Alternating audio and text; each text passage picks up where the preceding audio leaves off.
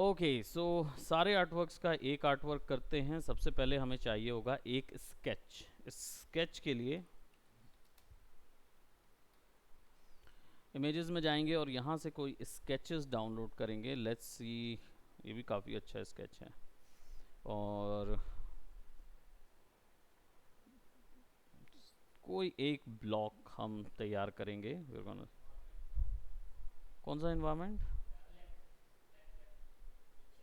ये नहीं, तो ये स्केच इन्वायरमेंट क्रिएट करेंगे तो इनका टर्म क्रिएट क्लियर नहीं होगा ना। हम इन्वायरमेंट नहीं ढूंढ रहे हैं, हम स्केच ढूंढ रहे हैं ऐसा जिसको हम बाद में लेयर स्टाइल के साथ यूज़ कर सकें। राइट। सो और वो स्ट्रिक्टली मैं चाह रहा हूँ कि वो स्केच ही हो। It should not be something other than that, यानी कि कहीं एक्सपोजर कम करके या सैचुरेशन कम करके किसी ने डाल दिया हो, तो ऐसा कुछ नहीं। हाँ, क्रेटोस का। आपको क्रेटोस चाहिए? चलिए क्रेटोस का स्केच कर लेते हैं। Okay, God of war Kratos. और टूल्स में जाएंगे, इसका साइज़ में जाके लार्ज कर लेते हैं। And I really kind of enjoyed this one, मुझे बहुत अच्छा लगा इसको, तो इसको ले लेते हैं। ठीक है, सेव कर देते हैं। और पेन टूल के लिए हुँ? कौन से वर्जन है ये क्रेटोस का? गॉड ऑफ वॉर 4 का है। ओ, तो लेटेस्ट वर्जन का है 4। 5 तो आने वाला है ना, 4 तो आ गया है। नहीं तो मुझे लगा कि ये भी सही है। ये भी मस्त लग रहा है। हाँ अच्छा, चेन्स ऑफ स्पार्टा करेक्ट है। चलिए, चेन्स ऑफ ओलंपस और घोस्ट ऑफ स्पार्टा। और चाहे तो क्रेटोस का sketch, God of war official sketch, है ना। तो कॉन्सेप्ट ड्रॉ करने से भी तैयार किए जाते हैं। ठीक है, तो चलिए अब बात करते हैं। ऑन दैट नोट हमारे पास हमारा टर्टल है, बट उसकी कोई वैल्यू नहीं है। तो हम क्या करेंगे, हम क्रेटोस की वैल्यू निकालते हैं। लेट्स सेलेक्ट दिस और इसको यहाँ लगाते हैं। पेन टूल का सबसे बड़ा पॉइंट जो है वो यूज़ करने का, वो ये है कि इससे वेक्टर आर्ट तैयार होता है। वेक्टर आर्ट की फाइन चीज़ क्या होती है कि इसको रीस्केल किसी भी चीज़ में किया जा सकता है, पहली चीज़। दूसरी चीज़ ये कि इसका एक अलग मार्केट होता है, इसकी वैल्यू मार्केट में अलग होती है। ये लोगोज़ वगैरह के लिए भी यूज़ होता है, गेमिंग लोगोज़ के लिए भी यूज़ हो जाता है, एनिमेशन के लिए भी यूज़ हो जाता है। ठीक है। अगर इस तरीके के स्केचेस को एनिमेशन में उतारा जाए तो ये बहुत मुश्किल हो जाता है एनिमेट करना। क्यों? क्योंकि इसमें इतने सारे लाइन आर्ट्स होते हैं और इनको परफेक्टली कॉपी करना दूसरे ड्राइंग में इज़ क्लोज टू इम्पॉसिबल। सो इसलिए क्या होता है कि वेक्टर आर्ट एक फॉर्म जनरेट हुआ उसके बाद। सो वेक्टर आर्ट में वर्क करने के लिए आपको सिंपली करना कुछ नहीं है, एक नई लेयर लेना है, इसको यहाँ पे लगाना है और इसके ऊपर में एक वाइट कलर का बैकग्राउंड देना है और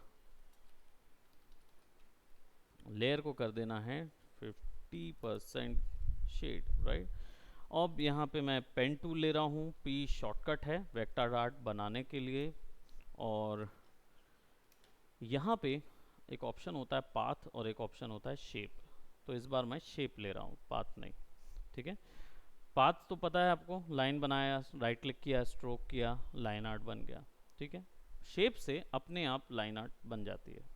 ठीक है। आप क्या करेंगे, शेप यहाँ पे स्ट्रोक देखो, यही मिलता है। वेक्टर आर्ट की 3 प्रॉपर्टीज होती हैं, क्या क्या सी? कौन कौन सी? वेक्टर आर्ट की 3 प्रॉपर्टी होती है, एक होता है फिल, एक होता है स्ट्रोक और एक होता है पाथ। ये 3 चीज़ याद रखना। ठीक है, ये आगे काम आएगी। हम क्या करेंगे, यहाँ पे हमने अच्छा खासा जूम कर लिया है and then we are gonna start drawing. तो देखो वहाँ पे अपने आप स्ट्रोक बन जाएगा।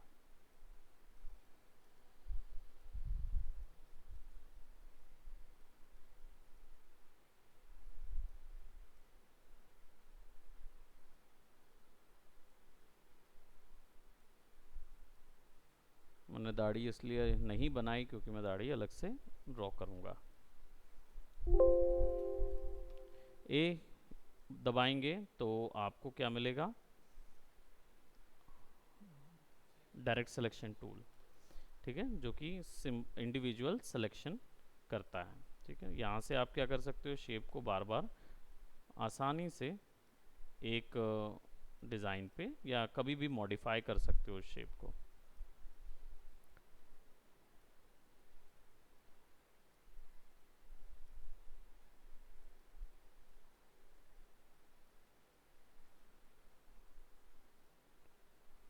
ये जो बेजियर हैंडल है इसको ब्रेक किया जा सकता है, तो ब्रेक करने के लिए आपको क्या करना होगा, pen tool, convert point tool और इंडिविजुअल।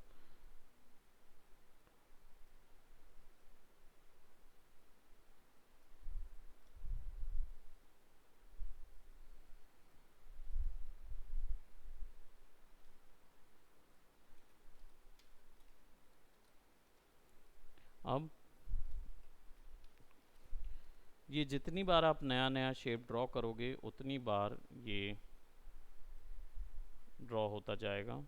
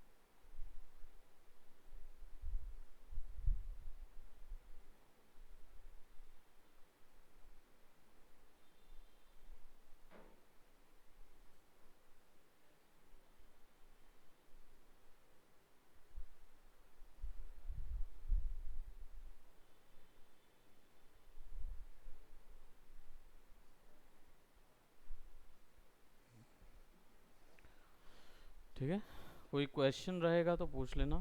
ठीक है, और कोई क्वेरी है प्रज्वल, सॉरी, हाँ प्रज्वल, पेन टूल यूज़ करने का, है ना, सिंपल है, इसको शेप बनाने रहते हैं। अब ये जो शेप है कि कब कहाँ कौन सा शेप बनाना है, ये कैसे डिसाइड करते हैं, बताओ भाई बताओ, वैशाली बताओ कि आप कैसे डिसाइड करोगे। स्केच के आधार पे तो हम डिसाइड करेंगे ही, लेकिन आप कैसे डिसाइड करोगे कि यहीं पे वो शेप लेना है या नहीं।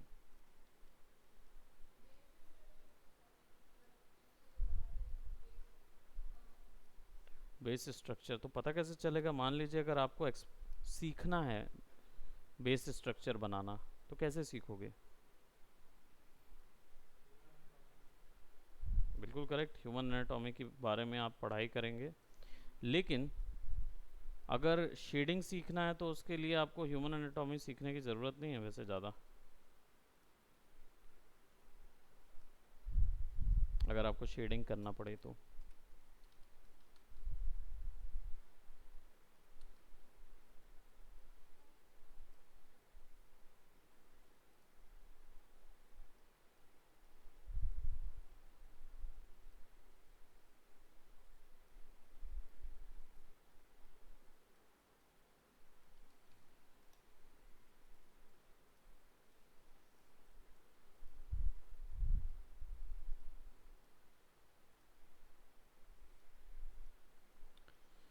शेडिंग किस किस ने की है, मतलब शेडिंग का कभी कुछ आपने पढ़ाई की है, रिसर्च किया है शेडिंग पे।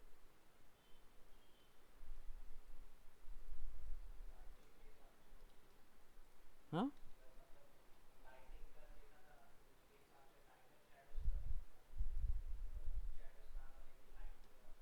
हाँ हाँ,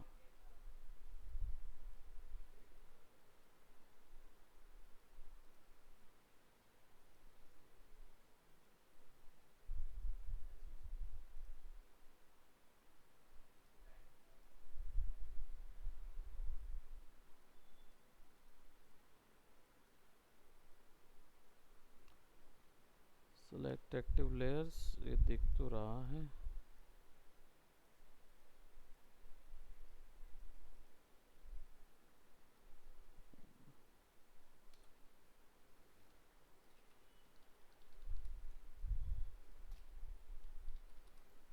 तो उसमें क्या कुछ टॉपिक्स आपने सीखे उस जगह पे?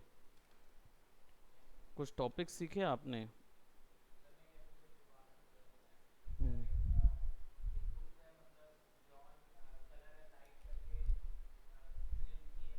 हम्म। वो पढ़ रहे थे आप?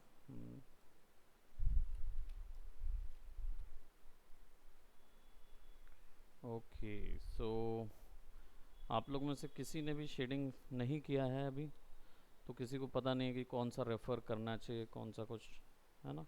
तो एक तो बुक करेक्ट बता रहे हैं, उस बुक को आप फॉलो कर सकते हैं, है ना? दूसरा, इमेज प्लेन्स के बारे में जानकारी लीजिए, इसमें आपको ड्रॉ नहीं करना पड़ता है। बताया था ना, फेस प्लेन्स, है ना? तो इसके बारे में थोड़ा जानकारी लीजिए, इससे क्या होगा, आपका वेक्टर आर्ट सुधरेगा। आपको पता रहेगा कि कहाँ कहाँ पे शेड बढ़ाने हैं, कहाँ पे शेड कम करने हैं।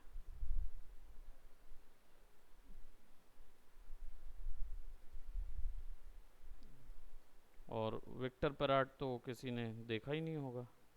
अरे लेके गए थे ना, पढ़े थे।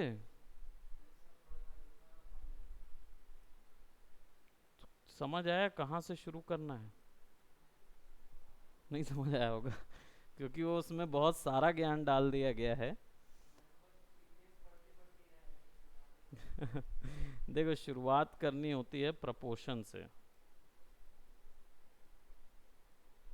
प्रपोर्शन से शुरुआत करनी चाहिए जब भी आप ह्यूमन एनाटॉमी में जाते हो ना, तो सबसे पहले स्केल प्रपोर्शन का, कि कितने सर का हेड होता है, कितने हेड का बॉडी होता है, कितने हेड का बॉडी होता है।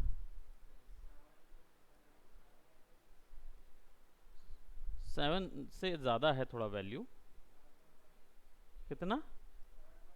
एग्जैक्टली 7.5 की वैल्यू रहती है सर की।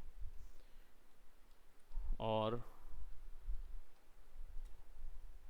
अब देखो, जैसे ये हमने हेड बना लिया।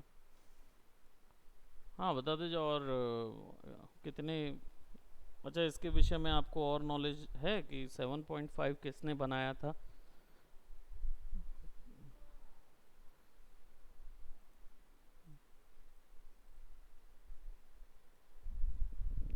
ग्रे स्केल ही क्यों आ रहा है?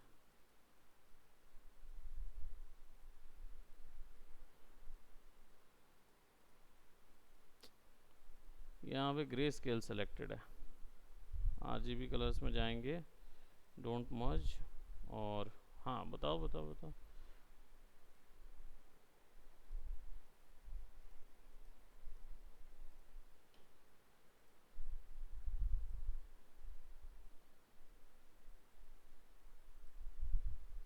मुझे कलर सिलेक्शन तो खैर, एक कलर लो, उसका शेड डार्क करो और इसका शेड लाइट करो, वही चीज़ कर रहे हैं हम लोग यहाँ पे, है ना?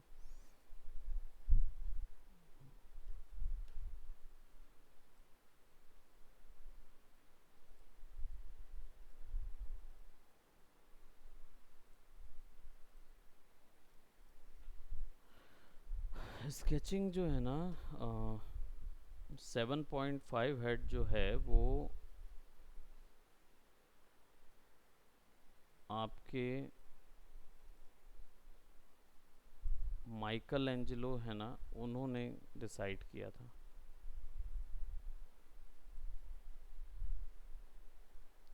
माइकल एंजेलो कौन था?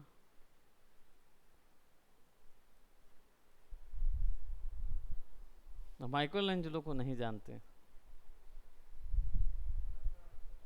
सुना सुना नाम लग रहा है। क्यों, टर्टल में वो तीसरा पिज़्ज़ा वाला नहीं था, Michael Angelo turtle?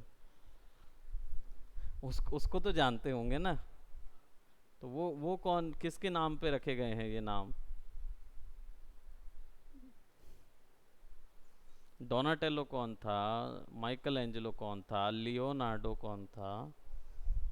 Leonardo da Vinci को जानते हैं ना, लियोनार्डो डा विंची। समझ रहे हो, ये वहीं से आए हैं। हाँ, चारों आर्टिस्ट थे रेनेसांस पीरियड के, यानी जब रोम पूरी पृथ्वी पे राज करता था तब के आर्टिस्ट हैं ये लोग। और माइकल एंजेलो जो था वो उस काल का मूर्तिकार था, है ना, मूर्तिकार आर्टिस्ट था। उसकी कुछ पेंटिंग है जो आप बहुत ज़्यादा देखते हैं, पेंटिंग नहीं, उसकी मूर्तिकारी देखते हैं, क्योंकि वो पेंटर नहीं था, ड्राइंग करता था वो, लेकिन उसका मूर्तिकारी वाला काम ही ज़्यादा चलता था। तो कौन सी पेंटिंग याद है? अब माइकल एंजेलो को ही नहीं जानते तो फिर उसकी पेंटिंग नहीं पता होगी, है कि नहीं? कहाँ से जज करें मतलब हम? अच्छा, जब पहली बार आप लोग, मतलब जब होश में आए और जब आपको रियलाइज़ हुआ कि नहीं हम आर्टिस्ट हैं, ऐसा रियलाइज़ हुआ होगा ना कहीं कि हाँ हमने, हमारे अंदर कुछ है बनाने के लिए, तो आपने सर्च तो किया होगा कुछ ना कुछ। देखो मैं स्ट्रोक अलग कर दे रहा हूँ, पहले बनाया शेड रखा, फिर उसके बाद स्ट्रोक अलग कर दिया, तो कहीं ना कहीं तो आया होगा ना भाई कि हमें,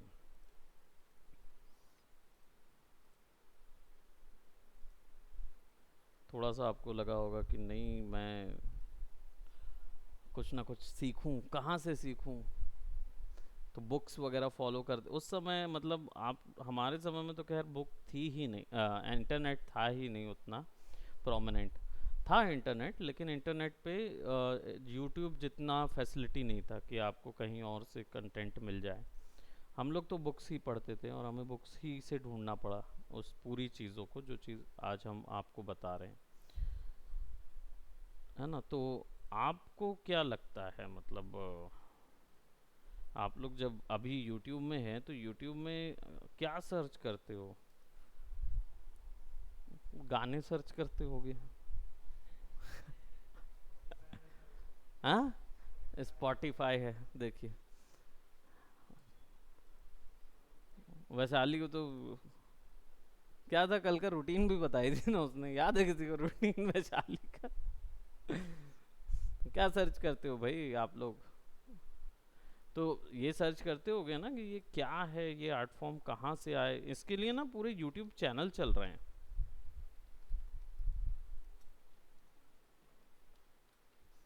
पूरे यूट्यूब चैनल हैं भाई बकायदा इसके ऊपर में। अब दाढ़ी बनाएंगे ना उसकी।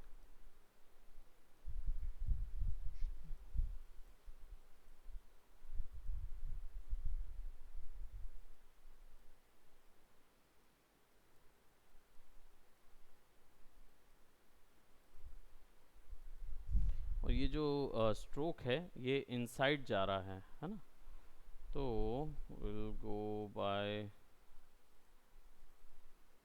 शेप, शेप का 3 पिक्सल तो है, यहाँ से ना स्ट्रोक को आउटसाइड या सेंटर भी कर सकते हैं। वो स्ट्रोक क्या है, अंदर जा रहा था बार बार, तो इसको यहाँ दबा दो तो पिक्सल के अंदर, सॉरी स्ट्रोक के अंदर पे, ये इस टाइप का, ठीक है। हाँ, तो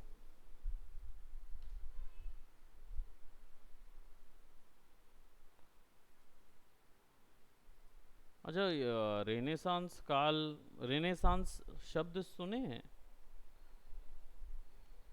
रेनेसांस काल क्या होता है? Renaissance period, what is renaissance period? हाँ हाँ, कुछ तो पढ़े होंगे, 10th में था ये। इतिहास कौन से कोर्स, कौन से क्लास तक इतिहास पढ़े हैं आप लोग? 10th तक ना? 10th तक सबके सब इतिहास पढ़े, इतिहास में है आपके। रोमन काल को ही रेनेसांस पीरियड बोला जाता है, रेनेसांस पीरियड। हम्म।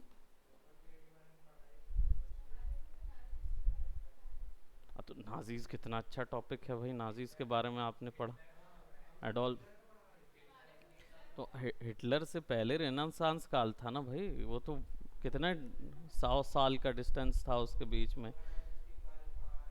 तो भारत के विषय में तो जानेंगे ही चोला, आपने चोला डायनेस्टी के बारे में पढ़ा है, ठीक है। तो आपको पता है कि आर्ट और कला का बीच में जो गैप आया है, एक बड़ा गैप, चाहे वो इंडिया का हो या सब जगह का, क्या आपने महसूस किया है कि एक कल्चरल गैप है बीच में? अब आप कहाँ किए होंगे, अभी तो आप लोग शुरू किए हैं, आप कहाँ से किए होंगे? देखो एक गैप आया है। नीरो राजा के विषय में जानते हैं? नीरो, अच्छा नीरो नाम सुने हैं?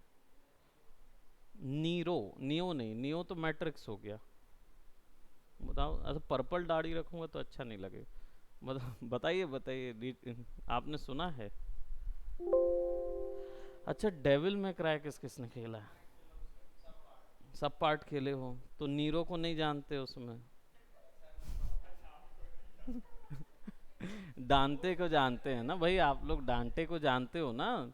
तो डेविल में क्राई जो 4 वाला पार्ट आया था, उसमें डांटा के अपोजिट में जो मेन लीड था वो नीरो था, और डांटे लीड में नहीं था। डांटे एक दो मिशन में आता है बीच में, है ना? तो नहीं, वो नीरो बेटा नहीं है।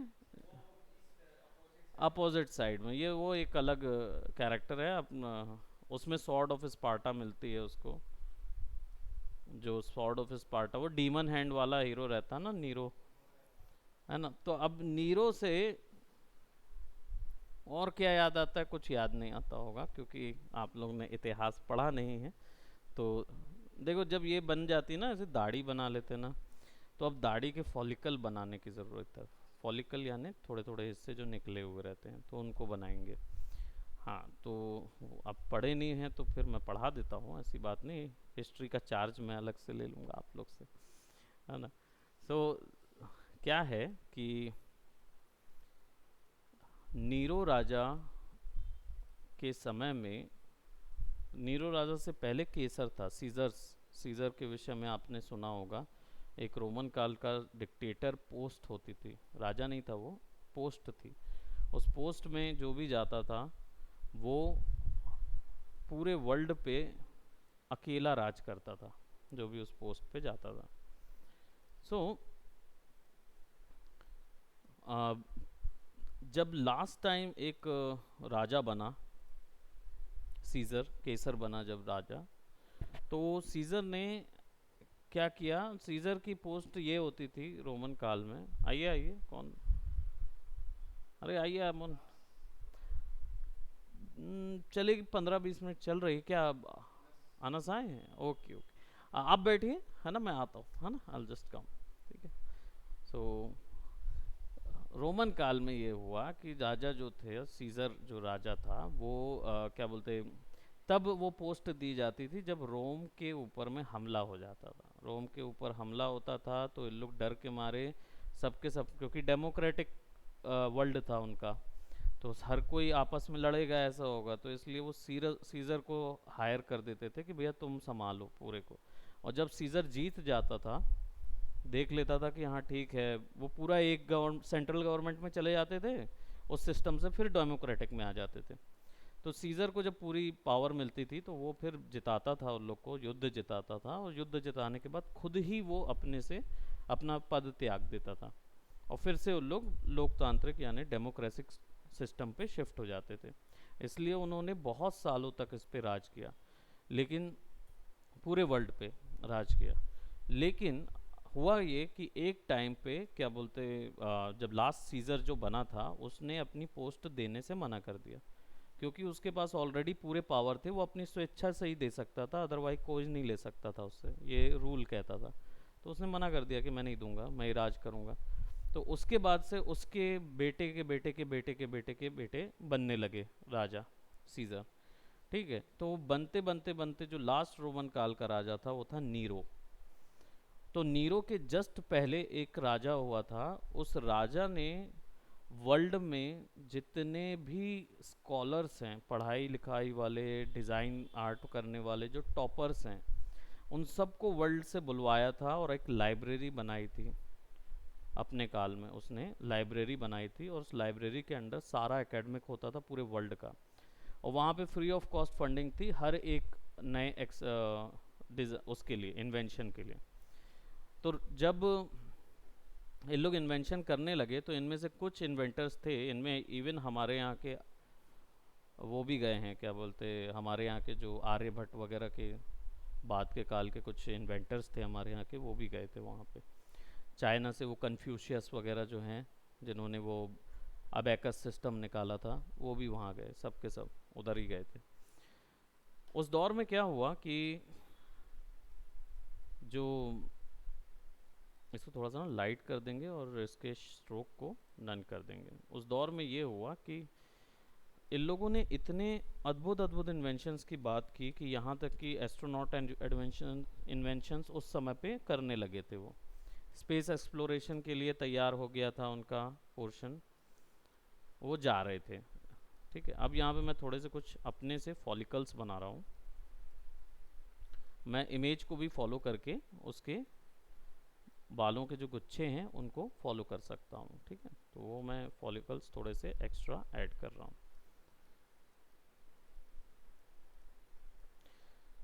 तो स्पेस एक्सप्लोरेशन वगैरह के भी उन्होंने पॉइंट्स तैयार कर लिए थे। और एक समय क्या हुआ, जब नीरो राजा आया तो नीरो राजा ने बहुत ज़्यादा एक्सप्लॉइट किया है लोगों को, और उसने क्या किया,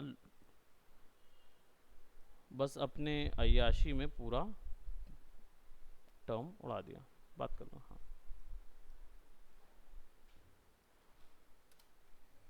उसने अपना पूरा जितना भी टर्म था वो सब अपने अय्याशियों में उसने उड़ा दिया। Control G, right, so you will get something like that. Now अब हमें चाहिए होगा एक,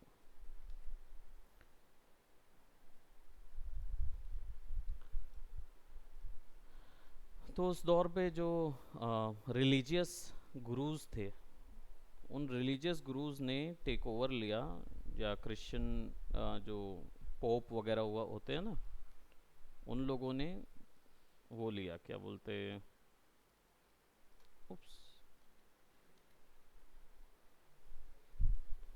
टेक ओवर किया उन्होंने। एंड देन लेटर ऑन क्या रीज़न हुआ, उन्होंने धावा बोल दिया नीरो के शहर में, नीरो को पॉइजन कर दिया, और जो लाइब्रेरी थी उसको अनएथिकल और अनरिलीजियस बोल के, कि आप लोग उसमें टाइम मशीन का भी कॉन्सेप्ट लेके आ गए थे, उसमें स्पेस एक्सप्लोरेशन का कॉन्सेप्ट था, एलियन का था, वो सब चीज़ थी, उसको उन लोगों ने ध्वस्त कर दिया, तोड़ दिया, मतलब पूरी लाइब्रेरी ख़त्म कर दी, सबको अपनी अपनी जगह भेज दिया। तो क्या हुआ, ख़त्म हो गया पॉइंट, वहाँ पे लोगों को कुछ आइडिया नहीं रहा। एंड देन वहाँ पे जितने भी लोग थे वो वापस आ गए। अब रेनेसांस काल के उस दौर के वक्त में जितने भी आर्टिस्ट थे, वो सब लियोनार्डो तक वो थे, क्या बोलते, लियोनार्डो डा विंची के काल तक। उसके बाद चीज़ें सुधरने लगी सब चीज़, लेकिन आर्टिस्टिक को वो दर्जा नहीं दिया गया आर्टिस्टों को जो उस समय था, जब तक लियोनार्डो डा विंची नहीं आए। अब देखो दाढ़ी बन गई, अब हम क्या करेंगे इसको,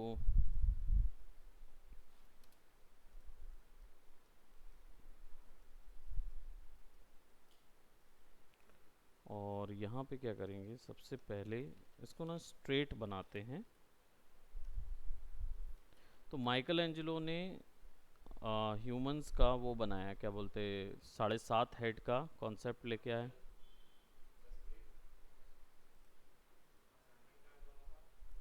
कौन से वाले दिए थे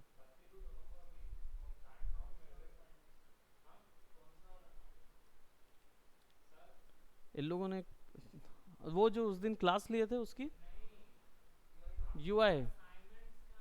अरे हाँ हाँ हाँ, फर्स्ट, अरे सर को ना आपको असाइनमेंट नहीं भेजने रहते हैं, पिछली बार एक बार भेजे हो ना। एक बार भेजे ना इन लोगों ने, एक भी बार नहीं भेजे आप?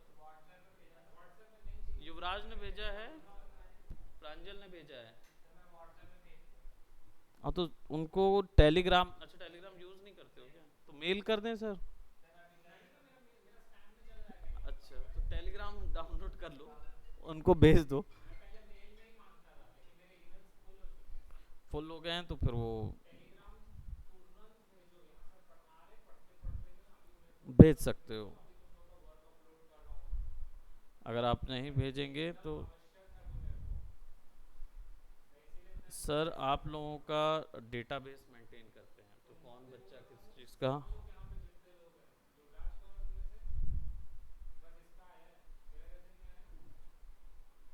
युवराज भेजा है मतलब,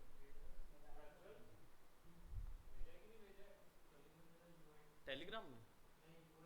वो तो मेल भेजे हो ना।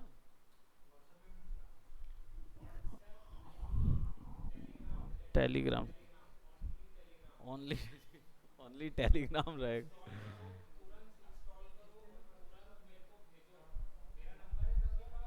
नंबर है सर का?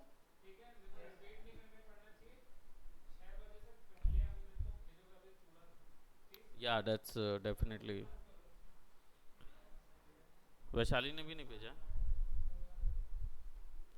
एक्चुअल में क्या है कि सर पूरा डेटाबेस मेंटेन कर रहे हैं आप लोग का, तो अगर वो डेटा नहीं गया ना आपका, तो मतलब क्लासेस जो हैं वो आपकी नहीं हो रही, ऐसा वाला हो जाएगा। और क्लासेस नहीं हो रही तो डेफिनेटली हम पर आएगा।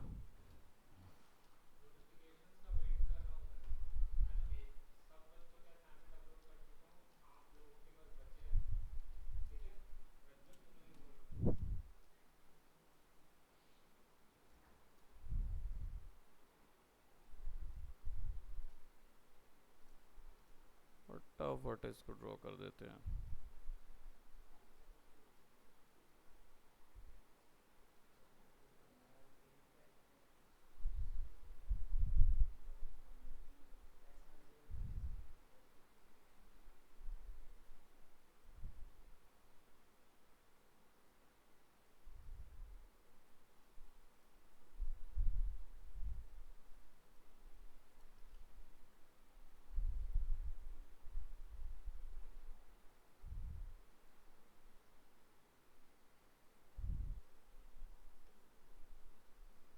यहाँ पर डबल क्लिक करके थोड़ा सा डार्क करेंगे और इसको नन करेंगे, ठीक है।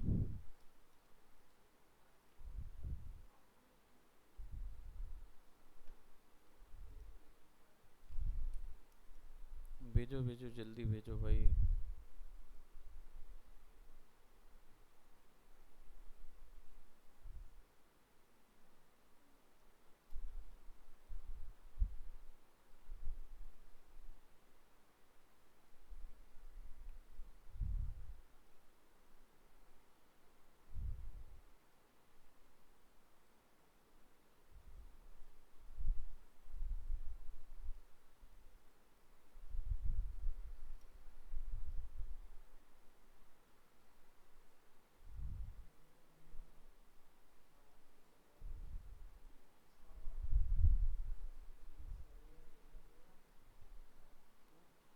और इन सब की वैल्यूज थोड़ी थोड़ी बढ़ा देते हैं।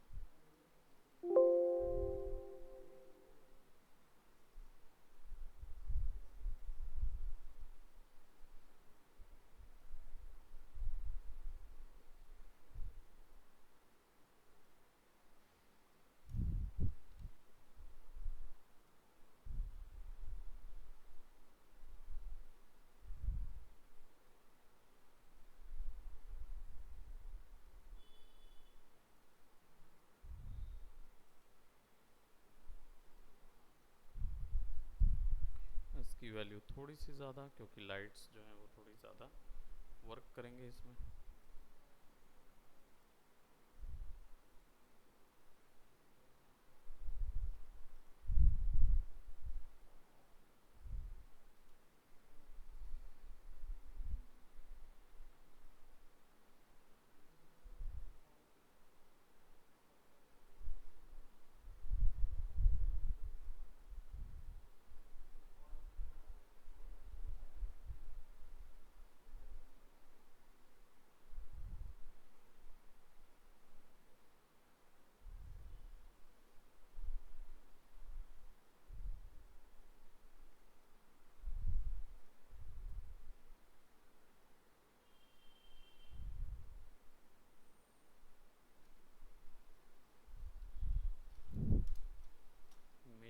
ग्रुप्स को हमने टारगेट कर दिया।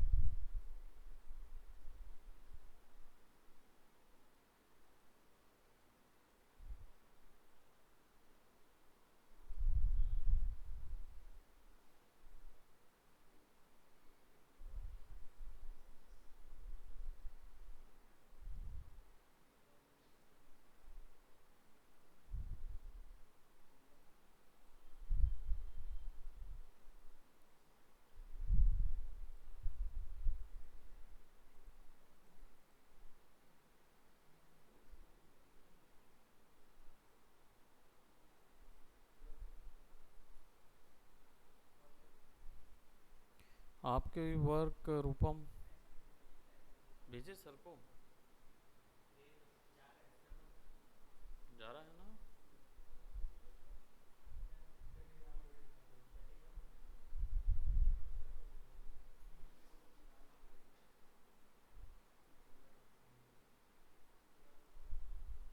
इसको थोड़ा सा बढ़ा देते हैं।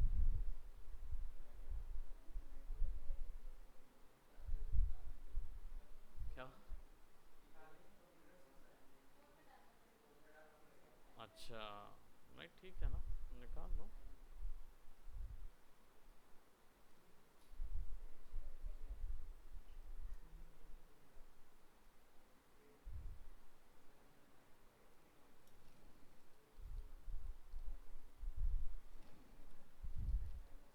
अब मैं यहाँ पे थोड़ी सी आर्टिस्टिक फ्रीडम ले रहा हूँ और जितना एनाटॉमी मुझे पता है मैं उतनी ड्रॉ कर रहा हूँ।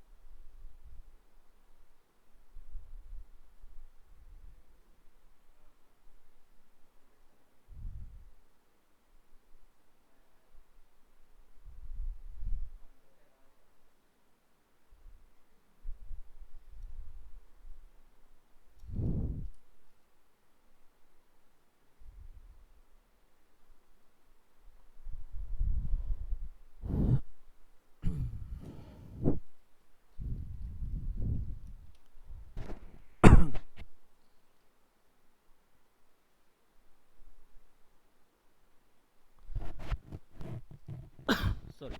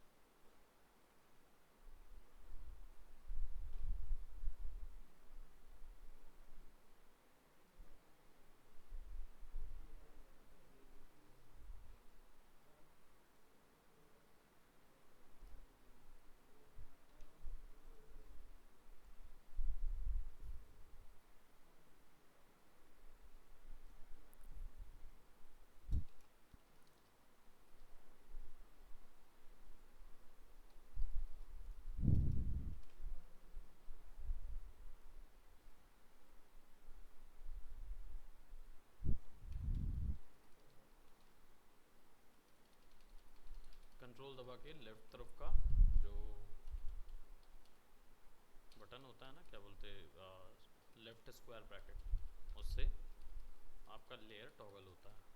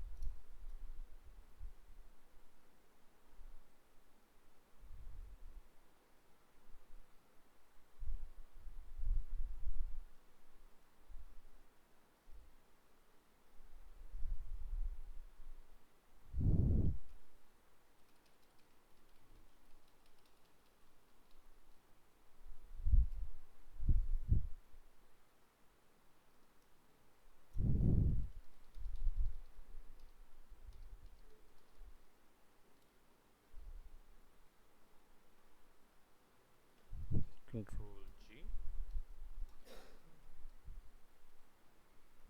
J, कंट्रोल E,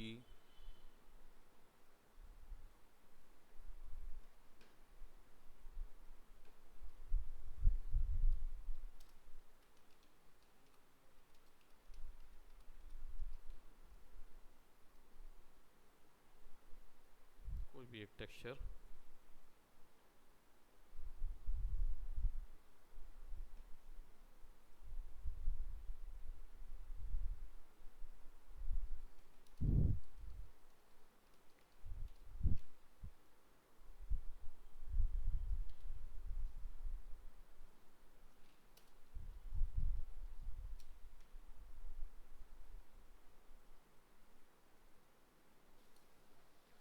लेयर में डबल क्लिक करोगे तो यहाँ पे आपको क्या मिलेगा, लेयर स्टाइल। और लेयर स्टाइल में 12-16 प्रकार के डिफरेंट लेयर स्टाइल्स आपको मिलेंगे। सबसे पहला जो है ब्लेंडिंग स्टाइल्स में जाओगे तो यहाँ पे आपको कुछ कुछ टेक्सचर्स मिलेंगे जो प्रीसेट बने बनाए टेक्सचर हैं,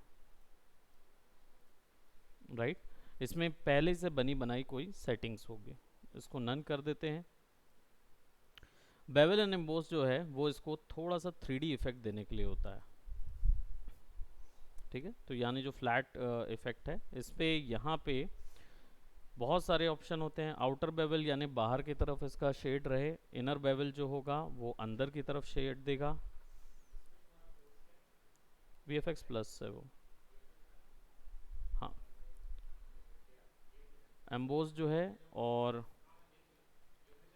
पिलो एम्बोस है और स्ट्रोक एम्बोस है, यानी कि उस तरीके का डिफरेंस देता है, ठीक है। तो यहाँ पे इनर बेवल देंगे और स्मूथ को चिसल हार्ड कर दोगे तो ये फ्लैट बिस्किट जैसा नज़र आएगा। कौन है 5 से 6 पे? आ, अभी कोई बैच तो नहीं है, लेकिन भेज दीजिए उन लोग को वो हाँ थोड़ा सा डाउट्स या ब्रशअप कर देंगे, हाँ ठीक है। तो ये जो है ये 3D इफेक्ट के लिए यूज़ होता है बेवल एंड एम्बोस। इसको चिसल हार्ड कर दोगे या चिसल सॉफ्ट करोगे तो इसकी एजेस जो हैं वो आपको ऐसी मिलेगी। हाँ फर्स्ट, हाँ शुरुआत में एनिमल्स वाले में हम लोग ने इसको यूज़ किया था। डेप्थ बढ़ा सकते हो, कम कर सकते हो, ये ऑप्शंस वहाँ पे हैं। शेडिंग वगैरह देखोगे तो ये आउटर शेड और इनर शेड कैसा दिखेगा वो दिखेगा। कॉन्टोर कैसा रखना है, उसके अंदर टेक्सचर देना है, ये केवल आउटलाइन की ही बात हो रही है इसके अंदर। इसमें देखने लायक 3-4 हैं जो बहुत ज़्यादा काम आएंगे। उनमें से एक है स्ट्रोक वाला, जो कि आपको स्ट्रोक देगा। इसको आउटर स्ट्रोक कर दोगे, you can create all that so you will get something like that output, जो कि जनरली यूज़ होता है कार्टून्स वगैरह के आउटपुट इलस्ट्रेशन क्रिएट करने में। ये एक रहेगा। इनर शेडो, अंदर की तरफ शेडोज क्रिएट करने के लिए सॉफ्ट शेडो चाहिए हैं तो उसके लिए आपको यूज़ होगा। डिस्टेंस दे दोगे तो कितना शेडो शेड चाहिए होगा, ठीक है। इसका एंगल चेंज करोगे तो लाइट का जगह चेंज होती जाएगी। Inner glow is to glow inside, size बढ़ा दोगे, कलर चेंज कर दोगे, अंदर की तरफ कलर ग्लो देने के लिए। सेटिन जो है वो ओवरऑल इस तरीके का ग्रेडियंट शेड डालने के लिए होता है। कलर ओवरले जो है वो एक बार में पूरी लेयर का कलर चेंज कर देगा। इसको ब्लेंडिंग मोड्स के साथ यूज कर सकते हो, ठीक है। Gradient overlay is for gradient, और इसको फिर मर्ज किया जा सकता है ब्लेंडिंग मोड्स के साथ।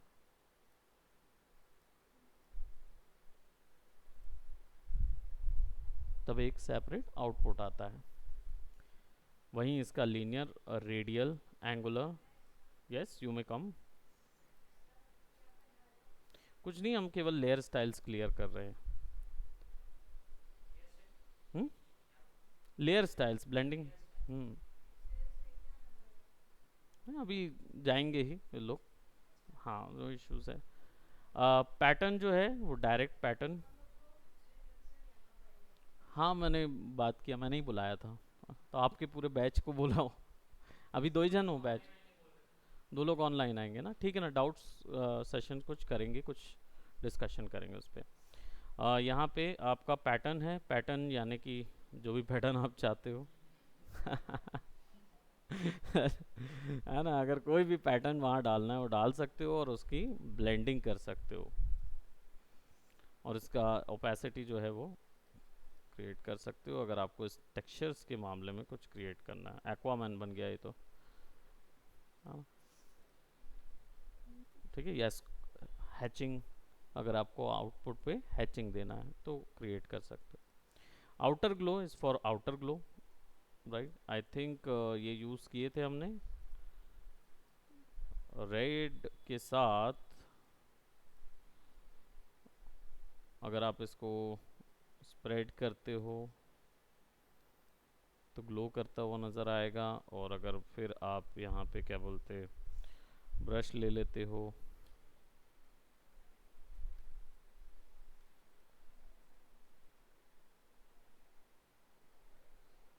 है ना, तो कुछ भी टाइप करोगे लिखोगे वो सब बिल्कुल वैसी जो नियॉन ग्लो में आता है ना वैसी ग्लो में आएगा, ठीक है। इसका जो आउटर ग्लो है ना उसकी सेटिंग्स भी कर सकते हो। ओपेसिटी फुल कर दोगे, स्प्रेड जो है वो हल्का कम कर दोगे, साइज़ थोड़ा सा हल्का करोगे, रेंज बढ़ा दोगे तो उसका इफेक्ट कम हो जाएगा। फिर सॉफ्टर रखना है, प्रिसाइज रखना है, वो आपके हाथ में। Drop shadow is for drop shadow,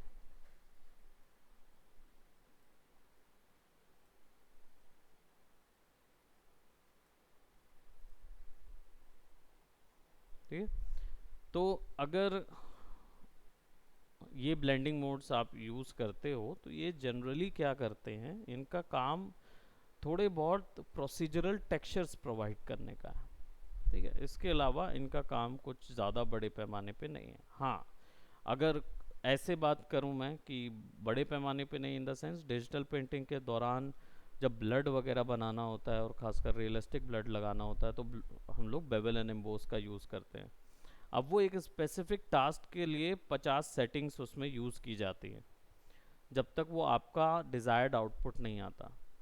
लेकिन जो ओवरऑल वर्क है वो यही है, उसका फ्लो यही है कि जो आउटपुट आप लाते हो उस पर टेक्सचर्स प्रोवाइड करना, उसके इलस्ट्रेशंस चेंज करना, वही उसका काम है, ठीक है।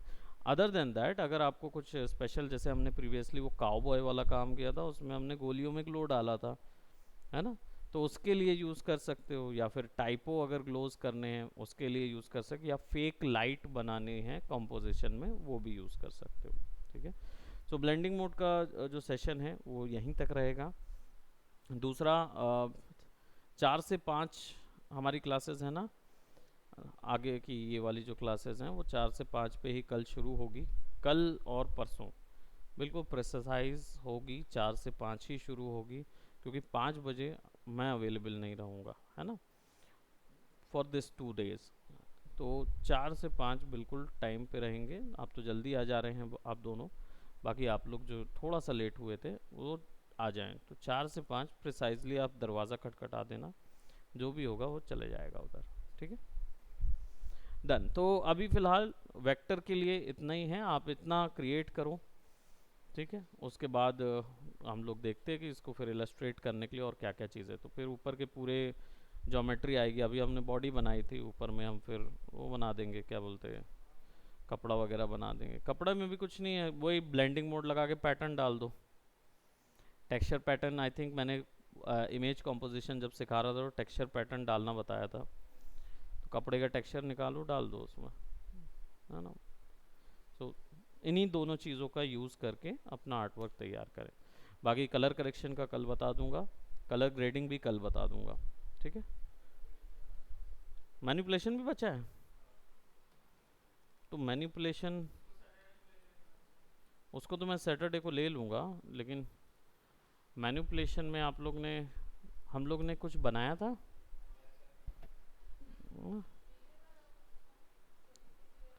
हाँ, वो हमने बियर का बनाया हुआ था ना, ग्रीन कलर का कैन सोडा वाला बनाया, ठीक है। तो उससे रिलेटेड जो डाउट्स होंगे वो क्लियर करेंगे, ठीक है। तो ऐसी टाइप के मैनिपुलेशंस ऐड करते जाओ, कुछ ना कुछ बनाते जाओ। गेमिंग वाले जो होंगे वो गेमिंग के हिसाब से मैनिपुलेशन क्रिएट करें, वीएफएक्स वाले वीएफएक्स के हिसाब से, और ग्राफिक्स वाले ग्राफिक्स के हिसाब से। ठीक है, तो कोई भी डाउट होगा then will discuss about it. Okay, that's it for today, bye bye, take care.